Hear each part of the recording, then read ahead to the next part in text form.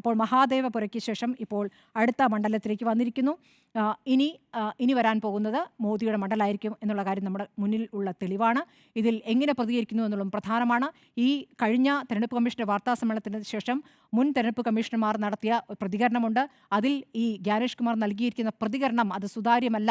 ഈ സത്യവാങ്മൂലം സമർപ്പിക്കൂ എന്നതല്ല മറുപടി പറയേണ്ടത്, കുറച്ചുകൂടി വിശ്വാസ്യതയുള്ള മറുപടി നൽകണം എന്ന് അവർ തന്നെ അഭിപ്രായപ്പെട്ടിട്ടുണ്ട്. അതായത് ആ കസേരയിൽ നേരത്തെ ഇരുന്നവർ പറയുകയാണ് ഇങ്ങനെയല്ല അതിന് മറുപടി നൽകേണ്ടതെന്ന്.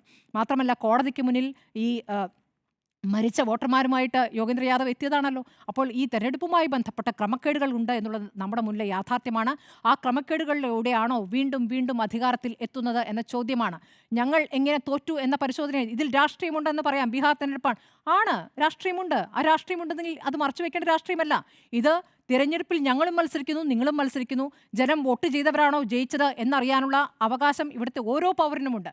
അതിൽ ചോദ്യങ്ങൾക്ക് കൃത്യമായ മറുപടിയാണ് വേണ്ടത്. അതിൽ തെരഞ്ഞെടുപ്പ് കമ്മീഷൻ തിരഞ്ഞെടുത്ത ചോദ്യങ്ങൾക്ക് ഉത്തരം പറഞ്ഞങ്ങ് ഓടിപ്പോകാൻ പറ്റില്ല. ഇതിൽ ഈ ചോദ്യങ്ങൾ ഉയർന്നുകൊണ്ടേയിരിക്കും. ഇത് ജനം ഏറ്റെടുത്തു കഴിഞ്ഞാൽ അത് ഏത് രൂപത്തിൽ പ്രതിഫലിക്കുമെന്ന് അറിയാം.